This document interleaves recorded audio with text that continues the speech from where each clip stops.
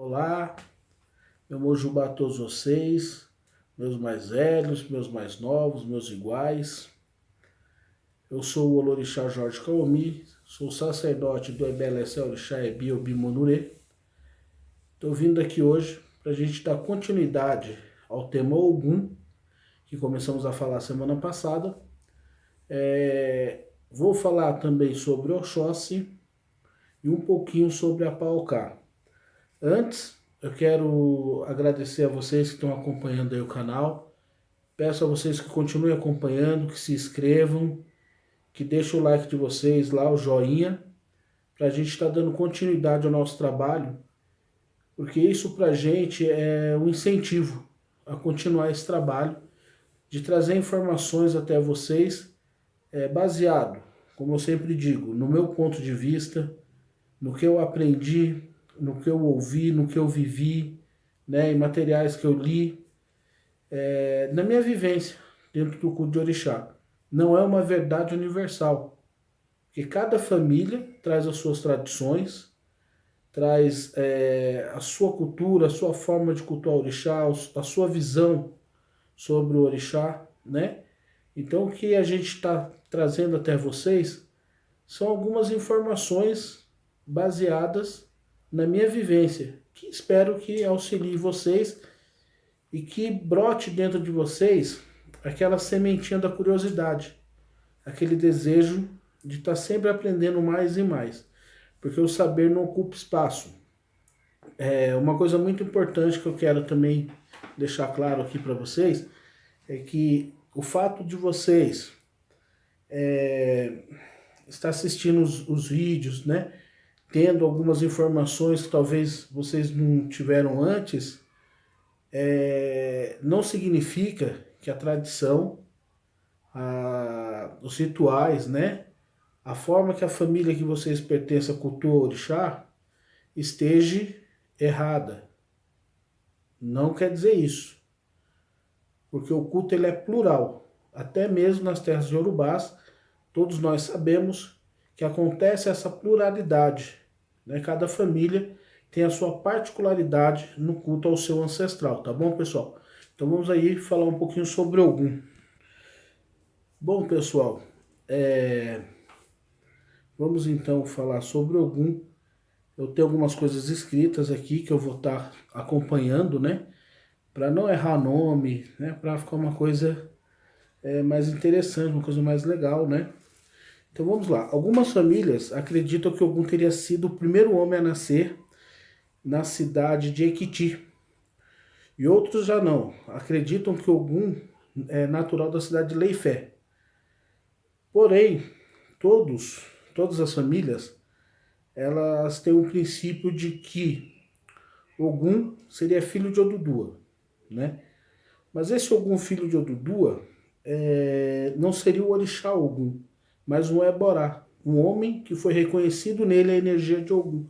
Ele foi reconhecido como Ogum, né? E Odudua é o fundador da cidade de Leifé. E quando Ogum teve uma cegueira, né, um problema de visão, foi Ogum quem tomou a frente da cidade. Ogum ficou como rei daquela cidade. E Leifé, ela é vista como o berço da civilização iorubá, onde tudo começou, né? O Dudua, ele é o fundador, né, dos iorubás. Ogum também ele é aclamado como Ogum Medjeire, ou seja, em Irê temos 7 Ogum, ou Ogum é 7 em Irê. Irê é uma cidade, onde o culto de Ogum também é muito expressivo. E lá Ogum recebe alguns títulos, né? Como Onirê, que é o senhor de Irê, recebe o título Inhoió, né? Ogum é chamado Alabedé, que é o ferreiro. Em Ifé, Ogum também é chamado de Adjeunadjá, devido ao gosto peculiar que Ogum tem uma determinada oferenda, né? Que lá nas terras iorubás é muito comum, mas aqui no Brasil ela não é praticada. tá bom? Enfim, mas essas energias, esses nomes, se referem ao mesmo orixá, se referem ao Ogum, né? Não é que Ogum seja 7 pessoas, não. Em cada aldeia ele recebeu um título, um posto. Então por isso que se diz Ogum Medieire. No Brasil, esses títulos são vistos como qualidade, como epitetos, né? Por quê? Na aldeia, por exemplo, né, em Oió, ele é chamado de Alagbedé, o ferreiro, né? Alagbedé Orum, o ferreiro do céu. Então acredita-se, né, que era uma outra energia e não um título, né? É um caminho de Ogum, tá bom? Ogum possui a sabedoria de transformação. Por quê? Porque através do fogo, Ogum transformou o pó em ferro. E assim ele se torna o senhor da metalurgia, o senhor da guerra, né, devido às armas que ele fez para a guerra, né, vamos chamar aqui de facões, né, para a guerra, sua lança para a caça, né, se tornando aí um líder dos caçadores, também para a agricultura, porque ele fabrica enxada, foice, né, materiais agrícolas que ajudou o homem a desenvolver a cultura de plantar seus próprios alimentos, ao invés de ficar migrando, né, de local para local em busca desse alimento. O homem poder deixar de ser nômade e firmar uma comunidade em um único local. Ogum também ele tem um papel de desbravador, porque o Dudua deu a missão a Ogum de expandir os territórios de Ilha-Ifé, expandir as terras de Yorubás, né? E para isso, Ogum treinou, ensinou algumas pessoas a arte da caça, a arte da pesca, a arte da luta, a arte da sobrevivência, né? Então Ogum montou ali o seu exército. Então Ogum ele passa a ser chamado de Olodé. E os Odés eram os homens que serviam ao Ogum, né? Os guerreiros de Ogum, soldados que trabalhavam com o Ogum. Ogum também, pessoal, ele é um grande conhecedor da botânica. Porque nessas viagens, né, para caçar ou até mesmo nas batalhas, ele tinha que conhecer um pouco sobre vegetação, né?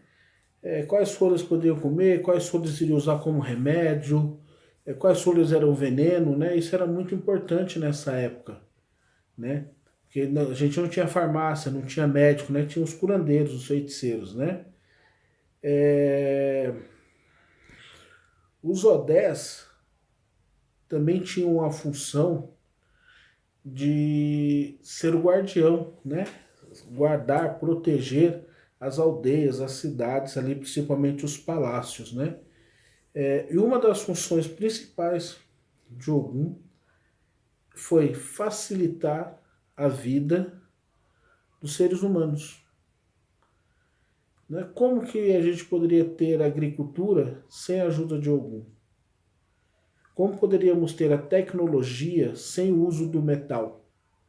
Né? Então veja que Ogum ele está ligado a muitas coisas, né? E é um orixá muito importante para nós.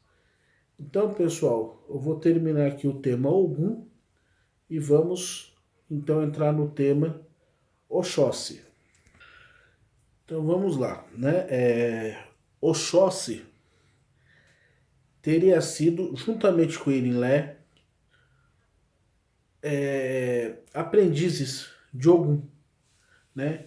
Algumas famílias acreditam que o nome Oxóssi significa feiticeiro canhoto, né? Outras famílias acreditam que Oxóssi seria uma variação de Oxóssi. Por quê? Existe um mito que diz que havia uma mulher chamada Yabambá, e junto com suas irmãs, Yamapuere e Yaboko, fizeram um pacto que nunca iriam gerar filhos. Porém, Yabangba engravidou de Oko e deu à luz ao Shotokan Xoxô, ao menino. Esse menino cresceu e se tornou um grande caçador. E certa vez o Oni Fé, o Dudu, realizou uma grande festa, né? Para agradecer a colheita de inhame, que a maioria dos festivais que acontece até hoje nas terras urubás tem como base a colheita, a plantação do inhame, está muito ligado ao inhame. E ele esqueceu de fazer um agrado às grandes mães, as Yamis. Então elas enviaram um pássaro até o castelo, né, o palácio do Johnny Fé. Então as coisas ficaram ruins na cidade. Né? As mulheres ficaram inférteis, começou a acontecer muitas coisas ruins. Então o Dudu foi consultar o oráculo para ver um caminho que ele deveria fazer. O oráculo orientou o Dudu a fazer com que aquele pássaro fosse embora. Que aquele pássaro sumisse de Leifé. O pássaro deveria sumir dali, não mais existir em Leifé. Então, o Dudu chamou alguns caçadores para que matassem esse pássaro. E eles não conseguiam alcançar seu objetivo. Então eles lembraram que na floresta de Oganwo, né, Oganwo é o nome do mogno da Guiné, é uma árvore. E foram buscar lá o Shotokan Xoxô, que era um caçador conhecido já na região. Então, Yabangba fez o que? Ela sabia sobre o pássaro, porque ela fazia parte do culto às Yamis. Então ela foi, consultou o oráculo, e esse orientou ela a fazer uma oferenda a Yami. Porque o filho dela estava a um passo da vitória ou da morte. Então ela fez essa oferenda e o Shotokan Xoxô teve êxito em abater o pássaro. Então as pessoas que estavam ali em fé, que presenciaram isso, começou a gritar Oxóssi, Oxóssi, Oxóssi, que significa Oxô é popular, Oxô é popular. Então acredita-se que Oxóssi, né, a princípio seria Oxóssi, e com o tempo passou a ser Oxóssi, né? Isso eu estou presenciando, né, e me parece que é muito comum ao longo dos anos as palavras terem uma variação, né, principalmente nesses títulos, nomes, né? Existem algumas variações ao longo dos anos. Não consigo explicar para vocês o porquê, mas eu estou vendo que isso é muito comum. Vou voltar um pouquinho aqui ao tema Yabangba. Aqui no Brasil, Yabangba ela ficou mais conhecida como a Paocá. Aqui no Brasil, pessoal, não existia, né, o mogno da Guiné. Então, eles passaram a cultuar, né, Yabangba num pé de jaca, numa jaqueira, e ela ficou popularmente conhecida como a Paocá, né? E esse culto era feito como? As pessoas amarravam fitas na árvore da jaqueira, né? E ali faziam suas oferendas. Tá errado? Tá certo? Era o que eles tinham no momento, naquela hora, para fazer sua reverência, fazer seus cultos. E tornou-se tradição aqui no Brasil cultuar a Paocá num pé de jaca, uma árvore de jaca. Só vale lembrar que a jaca, se eu não me engano, ela é uma árvore natural da Índia, não da Nigéria, não das terras de Yorubás. Mas no Brasil foi a árvore que encontraram para fazer esse culto a Paocá, tá? E a Yabangba. Vamos agora novamente ao tema Oxóssi, né? Oxóssi é um Odé, né? Um caçador, é um soldado de algum, é um guerreiro, né? E ele também tem o título de Adiagunã, por ele ser um guerreiro. Existe uma cantiga, eu não vou cantar ela no ritmo, mas eu vou falar ela, né? E ela é assim: Adiagunã Odebamio, Adiagunã Biku Unkelode, Babao Toshá de Adiagunã. E ela diz mais ou menos o seguinte: Adiagunã, me acolha. Adiagunã, se a morte ou a doença estiverem cantando em minha vida, buscarei refúgio em você. Pai poderoso que vai me defender, Adiaguna. Então, no Brasil a gente não tem muito essa visão de Oxóssi como guerreiro, como um Adiagunã, mas ele é também um grande guerreiro. Tanto que Oxóssi, na cidade de Leifé, ele é o guardião do palácio de Obalufã, né? Obatalá, vamos assim dizer, tá bom? Aqui no Brasil, Oxóssi ele foi aclamado, reconhecido e até hoje é tratado como o rei de Queto. Queto é uma cidade que fica no Benin, faz fronteira com terras iorubás. Essa cidade, pessoal, ela sofreu muitos ataques, muitas invasões e isso, isso era algo muito comum, né? A briga territorial. E o que acontecia nessas brigas, nessas guerras, né? Nessas batalhas? As pessoas que eram capturadas, né? Os presos de guerras, vamos dizer assim, eles passavam a viver na condição de escravo. Eles eram escravizados e muitas vezes vendidos. E sabemos que aqui no Brasil, entre 1530 e 1888, muitas pessoas foram trazidas, né, das terras africanas, né, para o Brasil nessa condição de escravo. E muitas dessas pessoas eram prisioneiros de guerra e muitos deles pertenciam ao clã dos caçadores, ao clã dos Odés, né, os caçadores. E eles trouxeram, cada clã trouxe consigo a fé, o culto do seu patrono, do seu ancestral, do seu guardião. E aqui no Brasil, isso foi mesclando-se de tal forma que chegou a um ponto de todos esses clãs, né? Todos esses patronos, esses guardiões desses clãs, ser representado unicamente por Oxóssi. Né? Oxóssi se tornou popular também no Brasil, né? Usando como símbolo o ofá, o arco e flecha, que era o símbolo de todos os Odés.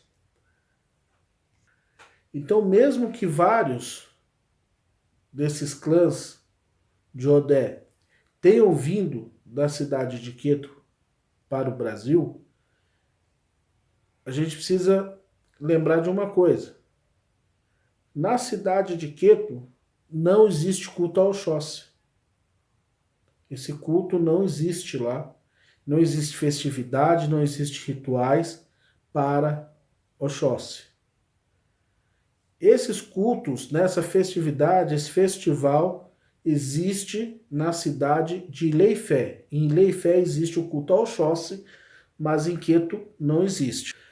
Existe na cidade de Queto 5 famílias que se alteram ao trono, né? Isso é um acordo entre eles, não vou saber explicar para vocês aqui como funciona, mas são 5 famílias tidas como famílias reais da cidade de Queto, a realeza da cidade de Quetu. E são elas os Alapini, Mefu, Messá, Mabô e Arô. E nenhuma delas reconhece Oxóssi como rei de Queto em nenhum momento. Eles reconhecem Exu como rei de Queto. Exu, esse sim, tem o título de Alaquetu. Eu acredito que o que possa ter acontecido é o clã dos caçadores ter tido aqui no Brasil mais pessoas da cidade de Queto. E como o culto de Oxóssi foi o que se destacou, e ele acabou se tornando patrono da nação Queto, Alaqueto, do Brasil, uma nação de candomblé.